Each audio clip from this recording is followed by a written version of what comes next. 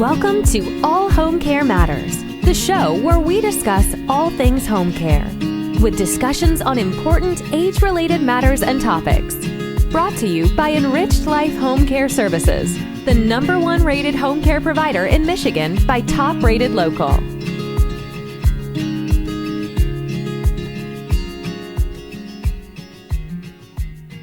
Hello and welcome to All Home Care Matters. If this is your first time visiting us here at the show, we want to say thank you for taking time out to be with us today. We appreciate how valuable everyone's time is, and that's why we try and make each episode here at All Home Care Matters something that hopefully matters to you. Today, we are privileged to welcome a very special guest, Mr. Richard Caro, the co-founder of Tech Enhanced Life. Welcome, Richard. Hi there. It's a pleasure to be here. Pleasure to have you, sir. So, Richard, this is a topic of great interest to me, dealing with families that are trying to safely age in place and families who have loved ones who rely on some type of assistive devices for their everyday living. And you co-founded Tech Enhanced Life. Tell us what Tech Enhanced Life is.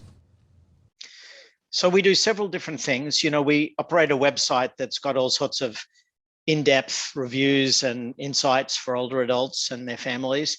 But we also enable a community of longevity explorers, which is a kind of a club. It's people in their 60s, 70s, 80s, 90s. We even have a couple in their hundreds. And they're people who are really interested in the intersection of aging and technology and want to explore new products and new tech-enabled services to improve quality of life as we all grow older. And it's sort of a club. That's probably the most interesting thing we do. And that leads to a lot of these kind of insights and evaluations of products. The explorers discover something, we dig deeply into it and test it out, and then we write about it on the website for everyone. Interesting. So what would be an item that maybe the general public may not be fully aware of yet that is something that might be really helpful and exciting that we might be hearing about soon? There's quite a few actually, and I'll pick some which some people already know about and some which perhaps they don't. Back in 2017, actually, we've been doing this for quite a while, our explorers started talking about Alexa. And now probably everyone knows about Alexa, I'm sure, that's listening to this. But in 2017, Alexa was fairly new. And our explorers, who, as I mentioned, are often in their 80s or 90s, started to come to our meetings and say, we just got this new thing and we talk to it and it helps us in various ways. And that was definitely long before, you read about it in every newspaper. So that's an example of something they discovered early. And then a different thing, very different, is probably the sort of product most commonly associated with growing older and aging is these medical alert buttons, the things you wear around your neck and press to get help.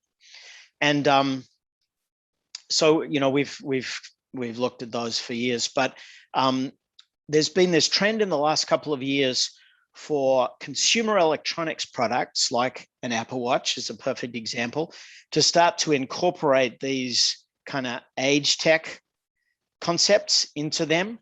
And that's a really interesting trend that maybe we can talk about a bit more. So that's the second example. So people that have these smart watches, Apple Watches, are they going to have the ability then to incorporate like their medical alert systems into the watch, like through an app? Yes, basically. But let me just expand on that. So it's important to separate what you can get right this second from what's coming down the line, right? Those are kind of two interesting topics. I'm going to blend them a little bit together. So several years ago, if you wanted a medical alert, the only choice you had was a button that you wore around your neck or maybe a button that you wore on your wrist. But in both cases, they were kind of large, rather ugly, and they screamed, I'm old and frail and infirm. And so there's a widely quoted statistic that, that a very small fraction of people who have them actually wear them every day. So that's what you used to have. And then maybe in 2018, I think it was, we noticed that there were a few new kind of quote smartwatches that came to market. Not yet the Apple Watch. It existed, but didn't have this functionality then.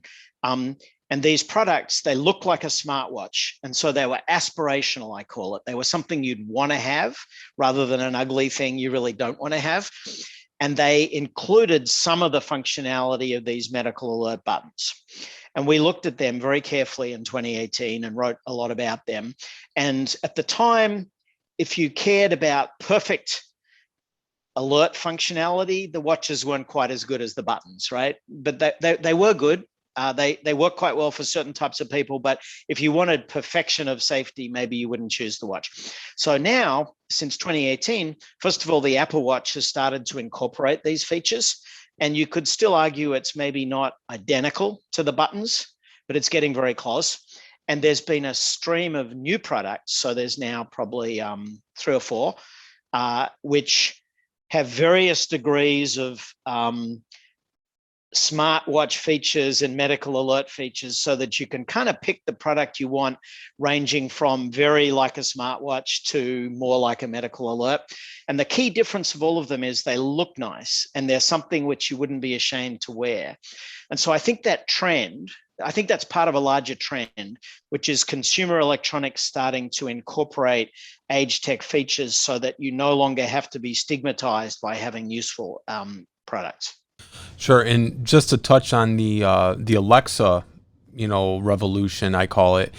We have seen, and I'm sure you have as well, the advertisements where they're now promoting these, Echoes and the Alexas and the Dots as a mechanism for people to safely age in place. Where, if the daughter gets their mother or father one, they're promoting it as, check in on mom and see if she's taken her meds or seeing that, she's had dinner and different items like that. And I think that's tremendous. I'm of the opinion that people should be able to age in their home for as long as they safely can do so. And with resources like yours, it's making it more and more possible every day, it seems, for people to continue aging in place. And that's, I think, everyone's goal. I think read a survey recently by ARP where it said people 60 and over, when surveyed, over 90% of them all said that they prefer to remain in their own home for as long as possible. And this technology and this equipment is making that very feasible and possible for families to do it. I was going to say, I agree with you. And I think we're definitely heading in that direction. And I think these good things we're talking about are all part of that. The one thing that I notice from sitting, with our explorers, they meet monthly and talk about all this stuff, and I facilitate quite a lot of those meetings. I've done hundreds of them. And what you learn from all that is there's still many, many unmet needs. So, we've picked a couple of good examples, and then there's all these, quote, problems that haven't yet got a solution. But what I like, what makes me excited is I think they could. I think when you look at the problem and you think about what technology could do, I believe that solutions could be made given existing technology that would address many of the issues. And that's why I think there's so much potential in this space. Yeah, absolutely. When talking about this technology, where do you see the biggest hole or the biggest need at? So, like you were just mentioning, there's still places that need improvement on or to have development for. What areas would you say that would apply to? Almost everything. I think that we've started thinking about what suite of tools you would need to be able to live independently as long as you want, sort of thing. And we're starting to group it into buckets, so there's social isolation and there's safety and there's medication management. There's these buckets. And if you look at each bucket, actually what we're finding is in each case, there are already some pretty interesting products that address certain use cases. So if you have a certain type of problem, there's a solution you could get that, by the way, is not widely known. Second, though, in each of those buckets, you can easily say, okay, if you have that problem, there's a solution. But what if you have this other problem? And you say, okay, there's no solution for that yet. There could be, but there's not. And so I think right across the board, there's problems that need working on. And the sad thing is not enough people are trying to address those problems. It's not a sexy area at the moment, unfortunately. Yeah, and I would agree with that. One of the things that you and I spoke about when we first met was I'd asked you, I said, have you met the robotic caregivers that are, kind of in popularity in Asian countries? And you'd said you'd seen them or you had heard about them. I don't remember which it was. What is your opinion of the robotic or the robot caregivers? Well, I think that's a really interesting topic. I'm glad you brought it up. So let me just take a step back and talk about what you even mean by a robotic caregiver, right? Because first of all, the word robot, it's got all these connotations. And so some people, immediately decide it's either good or bad, depending on their perspective. But at one extreme, you have something that kind of looks like a human and walks around and does stuff. I don't think those really are ready for prime time yet as far as caregiving goes. And so in Asia, you do see some things that look like, humanoid robots, but I think their use cases are still a bit niche and maybe they don't work so well. But I prefer to think of a robot as anything that's kind of intelligent and does stuff, and it does not have to look like a human, right? And actually, I sort of think of Alexa as a first step in that direction. In my sort of taxonomy, Alexa's already an example of an artificial intelligence, which I put in the whole bucket of robotics. And a really interesting application of this is to do with medication management. So let me just tell you. Can I just tell you a bit about robots and medication management? Because I think it's one of the most interesting, quote, success stories in this whole field of technology and aging. So some people have multiple chronic diseases and need lots and lots of complicated medications, right? It's not uncommon for people to have 10 plus medications that they need to take at various times of the day. And sometimes the timing is incredibly important, particularly for things like Parkinson's. Of course, that's not everybody, right? We're talking about a subset of the population. But for those people, especially if they start to develop some cognition issues, it can become quite difficult to stay on top of those medications. And imperfect medication management is one of the more common reasons why people end up having to go into sort of assisted living. Anyway, so a few years ago, several companies came to market with what I call robotic medication management products.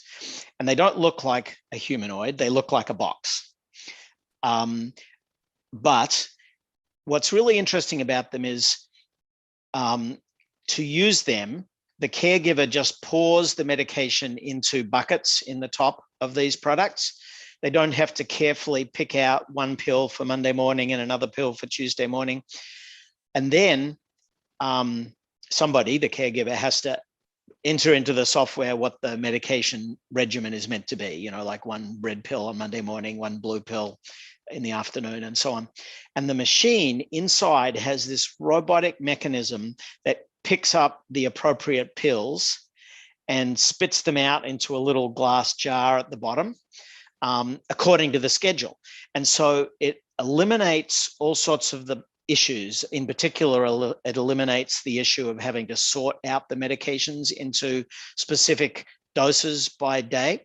And I think it takes away a lot of the challenges, because no longer do you need someone to come and help you with it every day or once a week. Some of them last as long as a month. And second of all, they've built in all these kind of reminders and mechanisms to try and help people not take the wrong dose at the wrong time. And so I think they're a great example of robotics applied to this whole space where it's successful. Yeah, no, I think that's fascinating. It would be very helpful to so many families. That's what I think.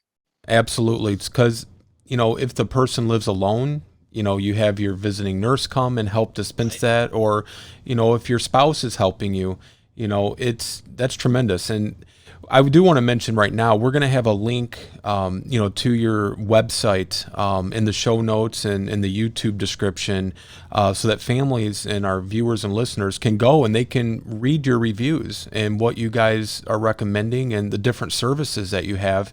Because I think so many times, at least for us, when we go into homes and we're asking families about we'll use medication. That's a prime example and a very important one.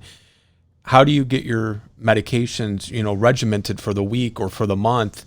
And oftentimes, it might be a spouse or one of the adult children will say, well, I just grab all the bottles and I put them all out here on the counter. And then I just go through each bottle and drop them into these little squares. And not only is that very rife for an error, but it's also very concerning, because if that person doesn't make it over there to do it that week or something happens, then you're left with a person who may have vision impairment or cognitive issues, trying to figure out their medication, and that's one of the highest risk for, a hazard that you could almost have. Next to, even bathroom falls. How many times do people have an accident in the bathroom or a slip in the tub, and, they don't have the bathroom properly equipped, things like that. So I think this equipment, this technology that you guys are doing is tremendously important, and hopefully it will help a lot of people watching or listening to us today. So tell me about Tech Enhanced Life. How did you come to co-found this amazing company? Where did that come from?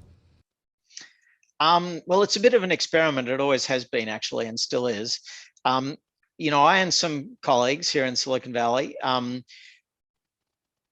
were looking around, and we realized that this whole intersection of aging and technology seemed like there ought to be all sorts of clever tools and ways to improve quality of life, and they didn't seem to exist. So that was kind of the spur, I think.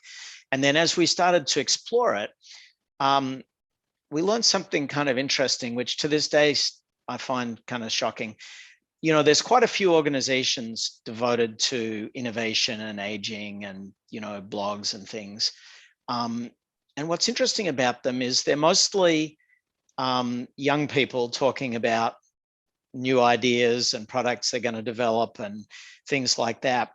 And very rarely is the voice of the older adult part of the discussion. It's almost like, they're people we're going to do things for rather than people. And so we thought to ourselves, well, that's a bit of a missing piece. And so we tried this experiment of our Longevity Explorer Club. I think we started it maybe 6 years ago. I lost track a bit of when. But anyway, we weren't at all sure whether it would be possible to bring together a group of people in their 80s and have them, explore interesting new ideas and discuss them. We weren't sure if the people would enjoy it and want to come back. We weren't sure if anything useful would come out of it. So we weren't sure of anything really, but we started it. And what's interesting is, some of the same people have been coming back to the meetings now ever since we started. We get new ones, but there's a core of people who've been there all along. They seem to really enjoy it, and one of the things they really like is the ability to kind of compare notes on a meaningful topic with their peers. They really like that. And second of all, I'm not sure I'm still answering your question, but look, I'm going in a slightly different direction here. But second of all, after we'd been running this club for a few years, the explorers started to say to me, Richard, we try out all these products and mostly they're bad. And isn't there some way we could get involved helping the companies, instead of making bad products no one wants, wouldn't it be better if we could help them make something we'd actually find useful? I would think from the outside that would be something these companies would already have been doing, kind of having like their test group to check out these products, test these products, and, kind of like, toy makers do with kids back in the day. They would have the kids come in a room and, do you like this toy? Do you like this one? We're trying to decide. So these companies were just putting this stuff out because they thought that people would enjoy it or benefit from it without ever really having a test group. So you kind of created the test group. Well, it's hard to generalize. Of course, some companies are better than others, right? But what we did discover early on is that all these products were bad. And when you use, not all, but many of them, and when you use them, when our 80-year-olds used them, it became clear that no other 80-year-old could have ever given much feedback on these products because the problems with them were so fundamental. So anyway, where I was going with this was we started, after we thought about it a bit, we decided we ought to be able to help these companies as well as have our club without kind of conflicting the objectives.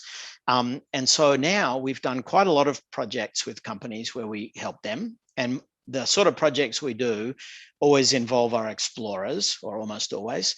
And they're mostly about, helping expose the voice of the older adults of the companies. They're mostly when products aren't finished yet. Unlike our club, which has no business model, it's a social venture.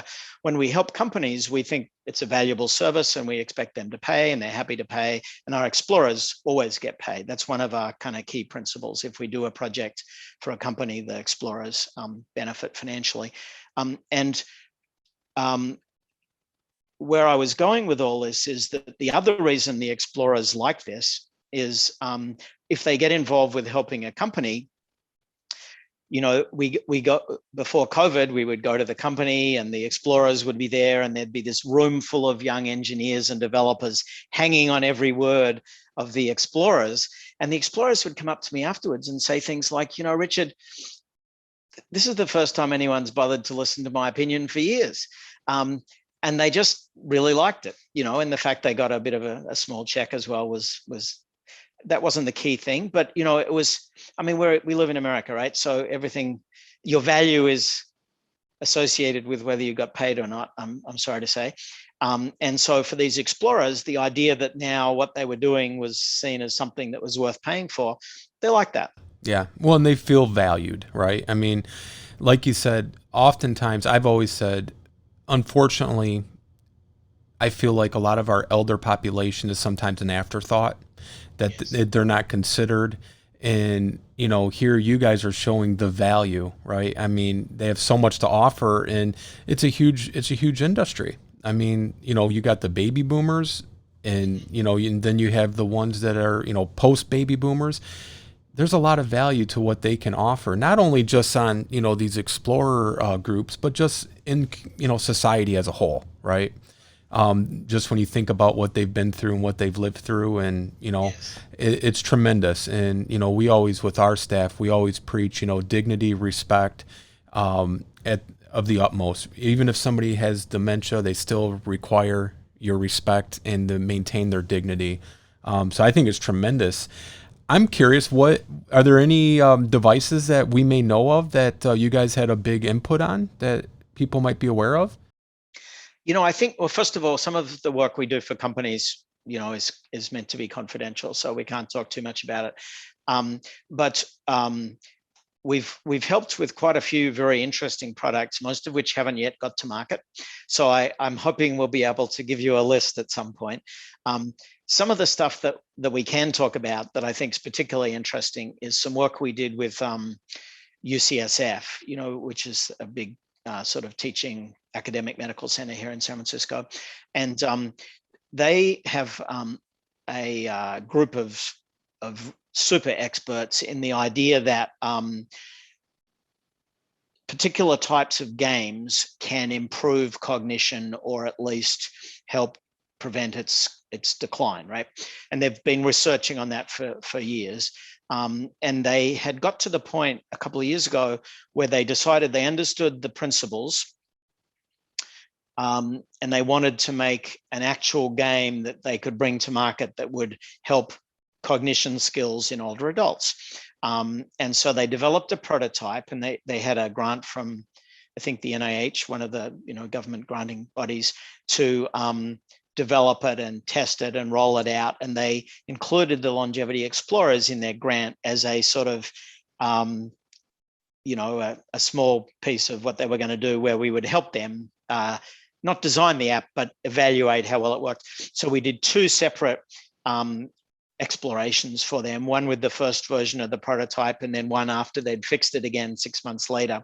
And we got together a group of explorers, this was before COVID, sitting around a table, all using this app simultaneously and then discussing it. And it was really fun. And the UCSF people told us they thought it was really valuable. And I'm not surprised, because the explorers discovered all these kind of, quote, issues. They weren't very fundamental issues, but they were issues that were important. And so they're now moving it forward towards rolling it out. It's not widely available yet, but I think that's something that could make a big impact, because if you think about it, gradual decline of cognition is something that people find terribly scary. And if there was something you could do about it that actually was scientifically validated, and your listeners will probably talk about existing brain games and stuff like that, which there are, but this is a whole new level of scientifically validated intervention. I think that would be really important.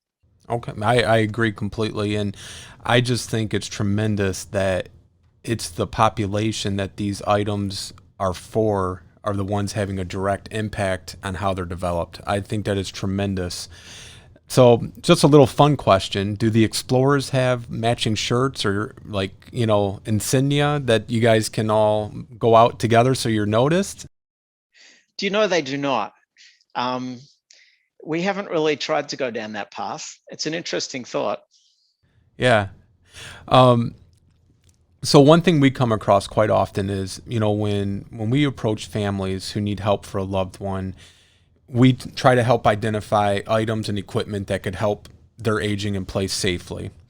And invariably, a lot of times, these items that may or may not be needed aren't covered by Medicare through, the DMEs. DMEs being durable medical equipment, where Medicare will cover certain things either once in a lifetime or, different guidelines for the DMEs.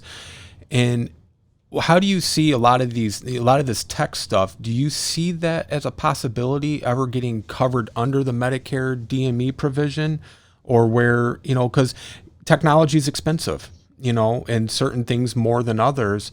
How do you see that playing out for maybe a senior citizen or somebody aging in place who maybe they're living on a fixed income and they just get a Social Security check every month? How do they get that in order to help enhance their life and, support them? Do you have any thoughts on that? It's a complex topic. I mean, first of all, the idea that the government is going to pay for this stuff is a lot of people would like it if the government paid for, all sorts of things, of course.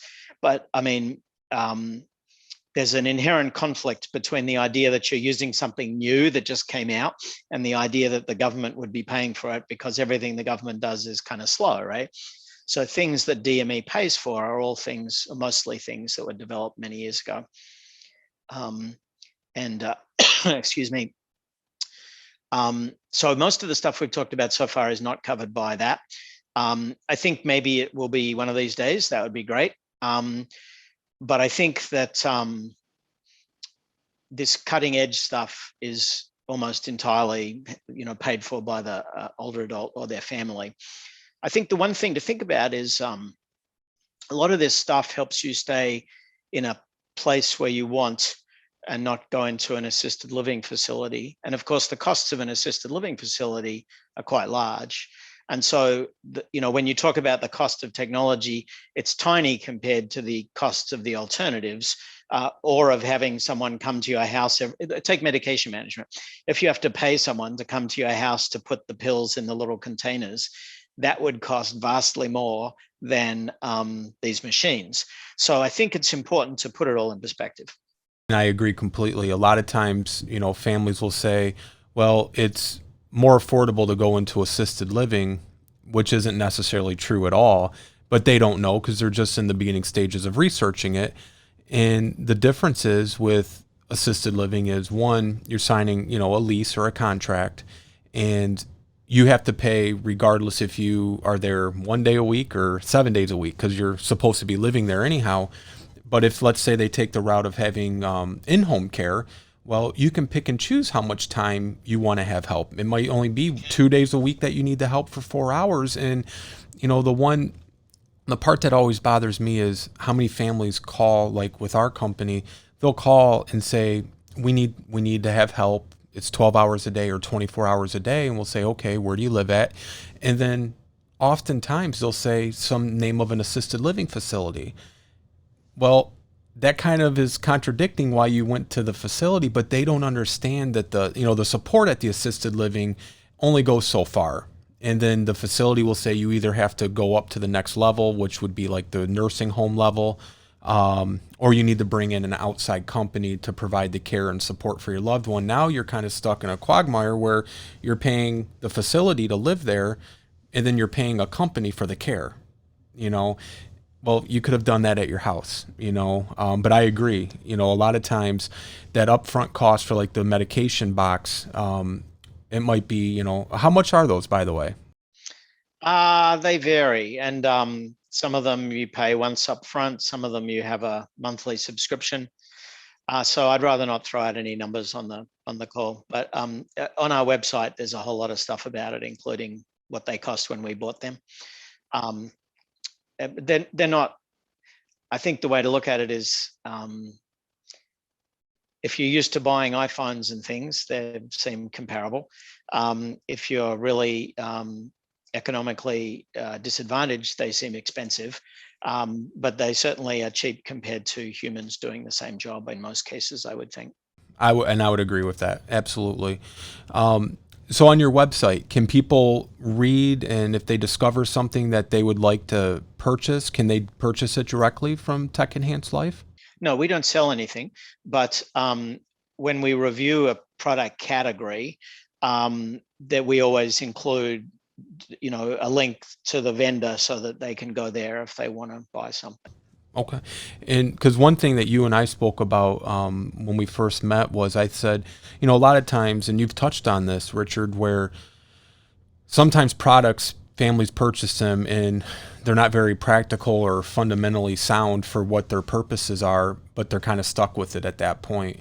But what you guys do is you go through and you review all the different categories, and you say, these are what we're putting basically your recommendation behind of what is quality, what is good value, good production, and and it's tested by your explorers who are of the same probably general age group as the people that may be looking to purchase these items, and you're just giving a recommendation.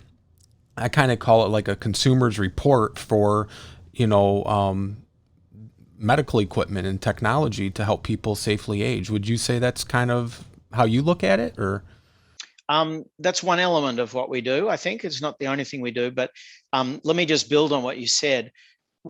We have different kind of levels of evaluation. And so at the very basic level, sometimes our explorers will come to a meeting and say, I just bought product X and I kind of like it.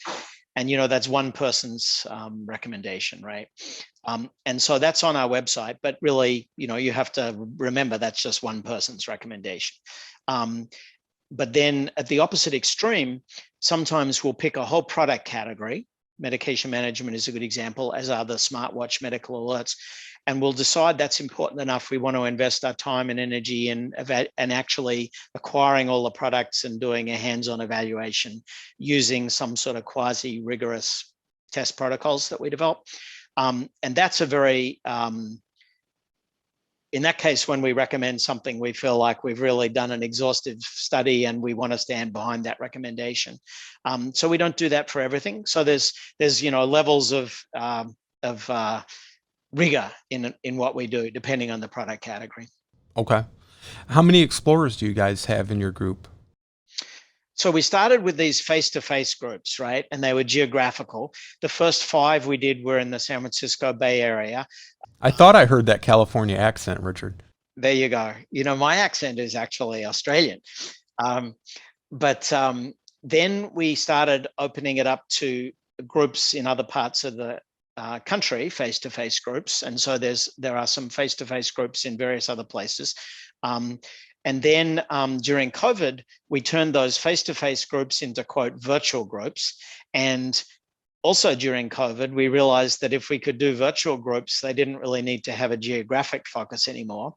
And so now what we have is a kind of virtual community of explorers spread out around, mostly in the US. There are very few yet outside the US. That virtual group is got hundreds of people in it, perhaps less than 1,000. I haven't counted recently, but must be getting up towards that. So, some number of hundreds, close to 1,000. Wow. So if people listening or watching this, if they were in that demographic group and they were, say, interested in being a part of the Explorers, do they have that ability? You bet. There's a place on our website where they can read more about it and express interest and stuff like that. Wonderful. And as you were speaking about how the changes through kind of your evolution through COVID, I'm thinking this probably made their work even that much more important, because I'm thinking of all the families that had loved ones in an assisted living or independent living or even in their home, and they were isolated. They were shut off almost from the world. I mean, so many stories of families that couldn't see their loved ones or, whatever the circumstances. Did anybody kind of pick up on more of a purpose during COVID for what they were doing? Well, the existing explorers, I think they always felt they had a sense of purpose. But what's interesting is during COVID, especially, at the beginning of last year, we really focused very hard on different technologies for virtual interaction. And so, as the first step, we converted all our existing circles to Zoom, and we weren't sure if that would work, of course, but it did. It worked really well. And one thing I took away from that was that a lot of these stories you hear about how older adults can't adopt technology, I think it's there are examples where that's true, but I think it's mostly not about can't. It's mostly about, do they want to? And so during COVID and Zoom, people were extremely motivated to learn how to use Zoom, and with a little bit of help, most of them could use Zoom very well. So then we looked at other ways to interact virtually. People started sending us emails and commenting on our website about how their parent was locked away in their bedroom in some sort of senior living facility for months and months and months and months and weren't allowed out. And gosh, this is awful. What can they do? And so we looked at, there's various different other technologies than Zoom. There are custom purpose built tablets that are very simple to use. There's the Echo Show, which is kind of part of the Alexa family. There's all sorts of different technologies for virtual interaction, ranging from very powerful but not very easy to use to super easy to use. We looked at all that, and we got various recommendations for different types of people. So that was an important part of what we did for the first few months of COVID, maybe for a large fraction last year. I can imagine how impactful that would have been for many families, because I know a lot of times I think seniors can be hesitant to try a new technology because sometimes they fear the learning curve. And, I know some personal stories where they don't want to touch a computer or a tablet because they're going back to the MS-DOS days where, you had to run in the command prompt and all that. And it's like, no, now it's so much more of just point and click. And so once they kind of get that little bit of confidence and, I don't want to say fear, but lose that hesitation, then they're off and going on it. And, I think technology, especially for seniors, is so much more important because they do have sometimes a more limited, social interactions and different things that might prevent them from, doing the things they used to like doing. I'm thinking of, people that might have survived from a stroke or, people that, have that cognitive decline or, dementia diagnosis where, they still need that interaction. They still need that stimulation instead of just being left to what they're labeled with their diagnosis. Like you were saying about that cognitive app or game that you guys are working on. Those things are tools that are so important to, so many people. It's tremendous. So what do you see the next step is for the explorers. Are they gonna kind of go back to doing the in-person meetings, or are you guys just gonna stick with the Zoom and virtual? Well, we haven't decided. Some of the groups that started long before COVID and have a very sort of cohesive relationship with each other, they would love to be going back to face, and so probably we will one of these days. I thought we'd be doing that soon, but now I'm not so sure. It's not. We're not about to do it right this second. But what we've realized is these virtual groups that span the country are incredibly interesting, because you get a much broader diversity of opinion than you do if everyone comes from the same city. So I'm a big fan of these virtual spread out groups. I'm pretty sure we'll keep doing those. But the truth is, we're sort of waiting to see. Sure. Question I have is there any good technology for hospital beds? Because I know so many times when families get a hospital bed for their loved one in the home, it's the very old-fashioned frame, springs, and that's kind of it. It's either a crank up and down, or it's a very slow, remote up and down. And I just feel like it's good because it does give you some of that versatility, but they're versatile, but they're not always the most comfortable, and they're not always working properly. Do you have any insight on any good technology for hospital beds? That's an interesting topic. So we haven't done an official evaluation of that category at all, but we have this database on our website of products the explorers have, quote, noticed that we haven't really necessarily decided whether they're good or not, but they at least rose to the level of explorers commented on them. And for years, there's been one bed in particular in there. And in the last year or two, there was a second one that got added. And what I've noticed is that of readers that come to our website, there's a quite big fraction that go to these beds and read about them and then go off and look at the vendors. And they look pretty good. And a number of our explorers have commented on them. So if people are interested, there is a bit of stuff on our website, not a lot. But what's interesting is there's definitely interest, and we'd be quite keen to do some sort of evaluation with someone interested, like you maybe. I do think there are possibly a couple of modern candidates. I don't want to mention them by name because we haven't tested them. But what we're increasingly trying to do is collaborate with other groups to do a sort of evaluation of something that's mutually interesting. So if you know of anyone who'd like to do that, we'd be keen to do it. Okay, absolutely. I'll definitely keep that in mind, because I know we're kind of seeing a lot of the products in use. Yes. Maybe not necessarily like these, higher technological items, but I'm thinking of situations where somebody may have had a stroke, and, with a stroke, sometimes you get some vascular dementia or some fogginess and different things, and they're not always able to operate the remote on their bed properly, as an example.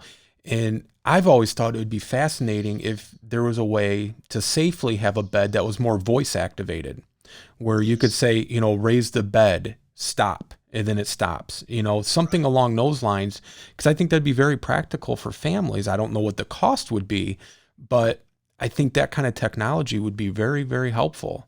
I agree with you. I think voice is a very powerful new thing. Yeah, yeah.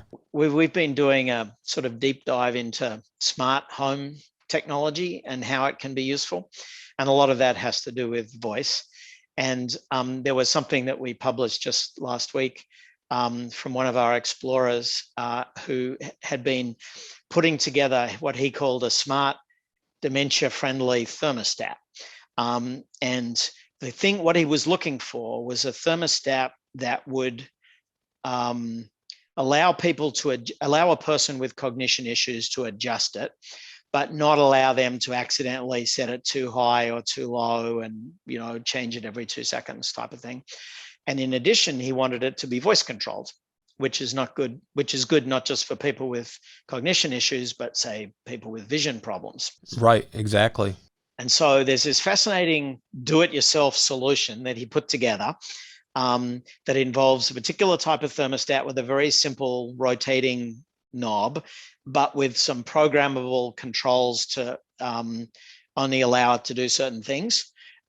And then it's voice controlled. He made it be voice controlled. That's not how it comes out of the box. So he's got this little video of him trying it out, and he says something like, Alexa, set the temperature to 70, please. And it does. And I thought that's quite a useful sort of thing. No, I think that's very useful, because again, that's another thing, we see constantly where they either turn it up too high or down too low, or they turn it off and they're not meaning to. There's all kinds of purposes for these things, and I think too, also with the more economical way to have these, I call them almost like a nanny cam, where, loved ones can have cameras in their parents' home or whatever the situation calls for, where they're able to drop in and then look to make sure the person's safe. I think I'm excited to see where that technology goes in the next few years, because I know one example I'll share with you really quickly. One family we were helping, the daughter was the sole responsible party for her mother. Her mom had very advanced dementia, but still lived at home, and she lived on a big farm, and the daughter lived 20 miles away. And the routine was every morning she'd call her mom, and then she'd call her at lunch, and then she'd call her, in the evening. And this particular day, her mom did not answer the phone in the evening at all. So the daughter is frantic, and the mom lives way out in the country, so she could get there just as fast as, like the police or, ambulance. And she's praying and frantically rushing to her mom's house as quickly as she can. And she got there. Her mom's sitting on the porch drinking a cup of, tea or lemonade, and she'd been locked out. But she didn't have the wherewithal to let anyone know that she was locked out. And she had her cell phone, but the cell phone was dead, so she couldn't call anybody. And the neighbor was, a mile down the road, let's say. And so I had suggested to the daughter, I said, very relatively inexpensively, you could put a few cameras up in your mom's home and, coordinate them and, have them work off of your cell phone. So if you call, you can save yourself this pressure and this frantic rushing to get there, and just peek in to see if your mom's okay. And things like that make a huge difference. This daughter, she was at the end of her rope, on her way to her mom. She said, I did not know what I was going to find. And you can imagine what a horrible feeling that would be. But you could apply that feeling to a lot of things, like the medication box, where, did dad remember to take his blood pressure medicine this morning, or did he forget, or, all these different things. And I think the work you and your explorers are doing is just fascinating and remarkable work, Richard. I really commend you guys for this. I think it's tremendous. And hopefully the people, listening and watching will read some of these articles, and you never know, you might find some new explorers too. I think it's tremendous, and I'd love to have you back on sometime. And I know we had talked about seeing if there was a way maybe we could pick an item or a category, and you could kind of go through that item with us and, give your recommendation and what your explorers found, exploring that particular category or that item.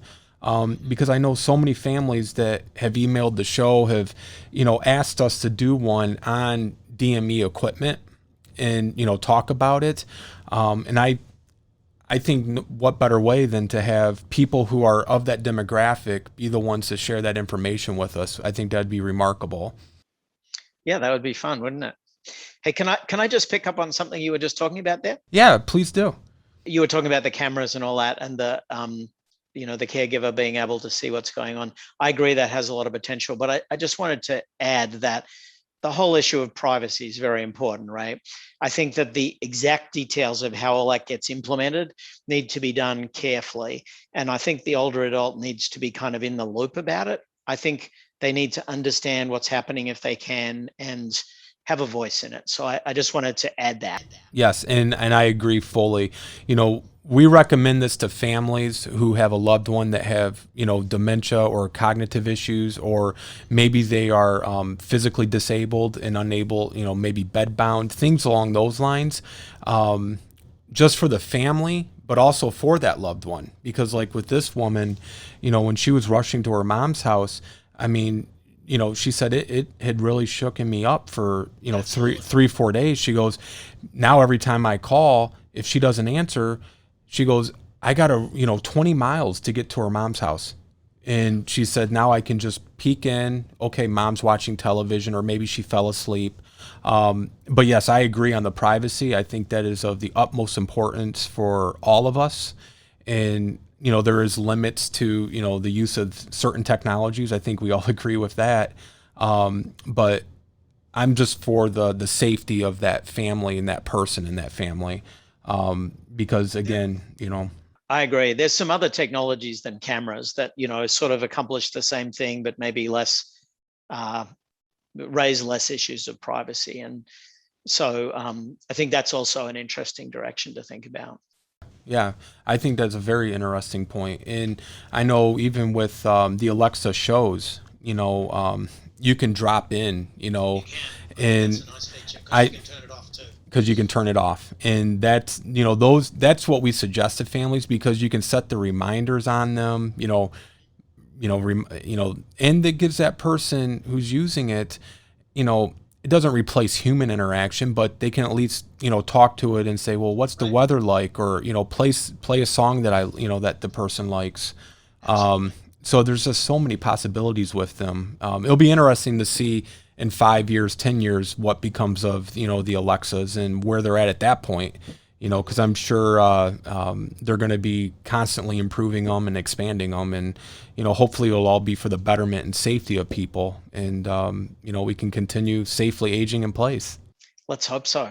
Can I just raise one extra little thought? Absolutely, please. So this is a bit of a different direction for this stuff, but I've started thinking a lot recently that instead of the kind of narrative of safety and protection and frailty and infirmity, which there's nothing wrong with that, but instead of that, I think maybe an important narrative is what I call autonomy. And I'll tell you what I mean by that. I think so we've done quite a few groups discussions of what people care about as they grow older and, what sort of life they want to have and things like that. And there's this recurring theme, which some people call independence, but I've decided autonomy is a better word, because, independence means you don't, well, to me at least, it sort of suggests you're all there all by yourself, right? And none of us are really independent in our life. You have a wife, or you have kids, or you have friends. So interacting with other people is important. So I don't think independence is quite the right word, but I think what people do want is to be in charge of their own destiny. And I think that's incredibly important.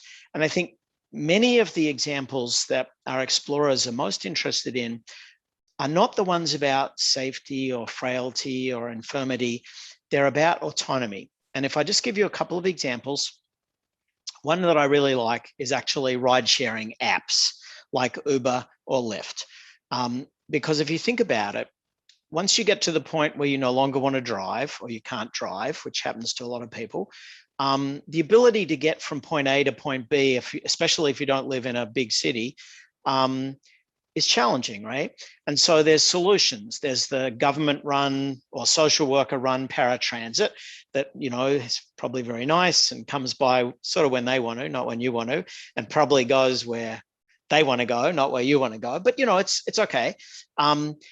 But or you could have your kid come by, your adult daughter, but it's a bit of an imposition, and maybe you only want to do it every now and again. Or you can get on your app and you can get the ride to come and take you exactly where you want to go, whenever you want to go. And it certainly costs some money, but I think that's a huge kind of liberating concept for people. So that's one example of autonomy. And then another example that's lower tech is actually one of the most popular articles on our website has to do with the best jar opener.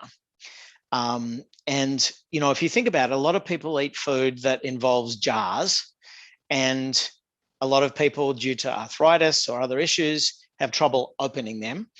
And so I find that this is really about both autonomy and also about the contrast between getting help from humans and getting help from technology. So you've got a couple of options, right? If you want to eat stuff that involves jars, You could wait till the person that you're getting help from comes by and ask them to open it for you. Or you could change your eating habits to do without those jars. Or you could spend $20 on a jar opener and be back in charge of your own destiny. You could open the jar whenever you want to. And I think that's a perfect example, right? Because, when people say, well, I don't want help from tech, I want help from humans, there's some areas where you absolutely want help from humans, things that involve love or where technology can't really give you what you need. But if it's something as simple as opening a jar, why do you need a servant to do it for you? Why not have a gadget? I think that those are great examples. This whole autonomy theme, I'm increasingly thinking is key. Well, and you could also substitute the jar opener for the microwave, instead of waiting for somebody to come by and cook the food, just put it in the microwave and you'll be on your way, and I agree with that. And that's, for me, we try to be completely non-biased with all home care matters. Our family does have a home care company. I personally think home care, when at all applicable, is the best choice for long-term care because, like we tell families, we're here to maintain your independence, not to take it away. When you go into a facility, it's not so much they're taking away your independence, but you don't have a whole lot of say in what you eat, when you eat, or, what time you get a shower if you're relying on them to help with your personal care. If you're, and they're providing the meals. With home care, you have full say. You're the boss. You're in control. You get to decide what time you'd like to eat your meals and what you would like to eat, and, where you would like to go. And I think independence, or, like you're saying, is, the autonomy. I think that is so important for seniors, but also for everyone, rely on the least amount possible, and, so we try to help, our families that we serve, and they range in ages from young children all the way up through 90s and early hundreds. But that's at the forefront of our mission, and our philosophy is helping to remain independent as long as possible and as long as it's safe. So I like that you brought that up. I think that's a great example. Everybody relies on something for somewhere, sometime, and we just try to make the best of it and keep going as long as we can. When you're using the Uber and the Lyft example, we get calls quite a bit. When we're with families, we will provide transportation for them anywhere they want to go, whenever they want to go there.